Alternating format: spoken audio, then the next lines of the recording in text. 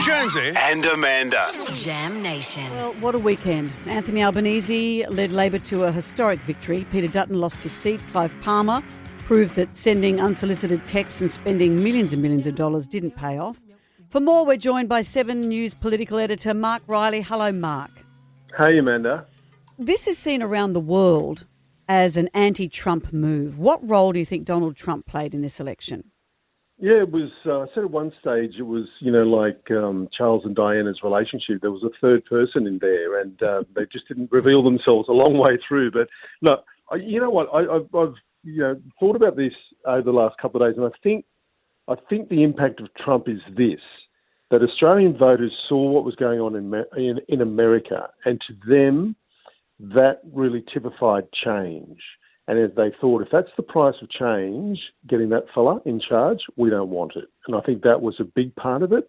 But also his policy suite and the belief Ryder assumed that Peter Dutton was proposing policies that were Trump-like was enough to repel a lot of voters. And we saw Peter Dutton's humility in his concession speech, what I found was fantastic. And I thought, well, where was all that during the campaign? Jonesy, they're always the best speeches. And I said to Kim Beazley a couple of times, probably unfairly, that, geez, Kim, your concession speeches are good, and I've heard so many of them. But it's, and actually, on reflection, it is unkind. But then it was, and it was a very generous speech. He hit all the right marks. He said really lovely things about the Prime Minister's mum and what she would have been thinking about her son from council housing and all the rest of it.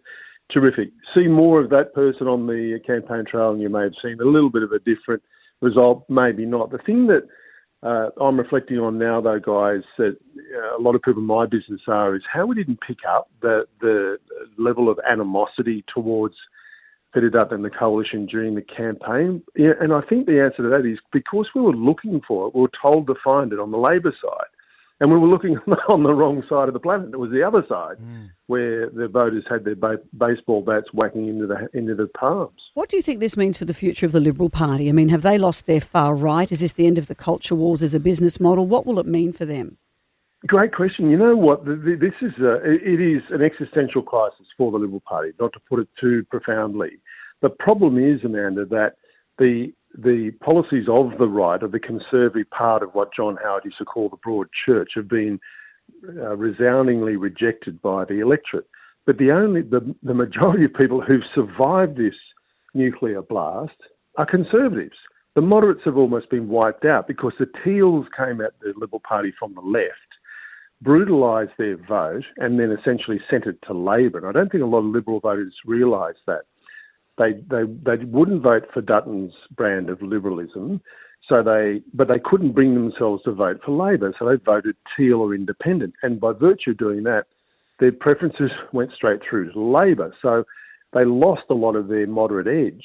And now in the broad church, that small L Liberal progressive part has been excommunicated. And all you've got left is the Conservatives looking at a landscape where the people are telling them to go back to the centre, where the moderates used to live, and no longer. So it's a really tough bind. Who's going to be the new guy, Mark? Or woman? Yeah, or woman. Well, guy or woman, exactly. Well, a woman wouldn't be a bad thing, would it? You need change. You need to put a different face to the people, and you need to put a different policy prescription. End the culture wars. Stop the division. Don't set everything up as a fight. Put a positive agenda to the people, and a female face would help. But I remember Julie Bishop said, I asked her when she clicked her red heels and took off out of politics, will the Liberal Party ever elect a woman as leader? And she said, probably not.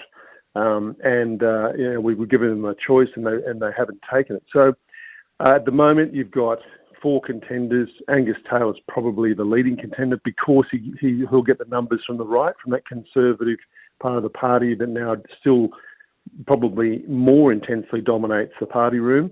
There's Dan Tehan from Victoria. I don't think he'll get the support. Susan Lee, she's a moderate and a woman, and I don't think they haven't come at electing a moderate leader since Malcolm Turnbull. They didn't like that and what happened there, and I don't think they'll do it again. And the other one is Andrew Hastie, who's from the West, which, as Bob and Beazley would say, is a very difficult place to lead from, but not impossible. But he's also young, so he represents the future for them. And, do you want to burn a future leader in what will be, there'll be churn and burn in this for them in leadership. It would be really difficult job. I don't know why anyone would want it, but anyway, that they will. Right. So it's a conundrum. You And solved that in well. well, mate, in the meantime, there's the other side of the equation. Labor has been masterful in the way that they set up this election, the campaign and the questions to people. So we had those, the Prime Minister on your program, on our programs, everywhere talking about Medicare, talking about bulk billing, talking about urgent care clinics, talking about cheaper medicines, the sort of stuff that really connects with people. And he's been doing that since January, and it worked. And in these circumstances, okay, it wasn't perfect, but in politics, we look at things in a binary way, and the winners of elections luxuriate in the roseate glow of their brilliance, and the losers are a bunch of knuckleheads. That's just the way that the analysis goes. But in this case, it's pretty true. Well, Mark, thank you. We love your analysis. You can get all the latest, of course, Mark Ferguson and Angela Cox on 7 News tonight at 6 o'clock on 7, and you'll see Mark Riley in there. Hey, thanks very much. And if I was ever to watch another network, another program, and maybe I just sort of blinked at the piano last night. Oh my God, Amanda, what a great program! Isn't it great? I was there at the time, funnily enough, when it was filmed, and I still bawled when I watched it last night. Oh, darling, I had a little tear. I was sitting there thinking, I must be tired. I must go to bed. It was a wonderful program. Well done. Thank you, Mark. You I steely appreciate old it. journalists, don't go the blub. Come on. Thank you, Mark. Thanks, Mark Mark. Riley there.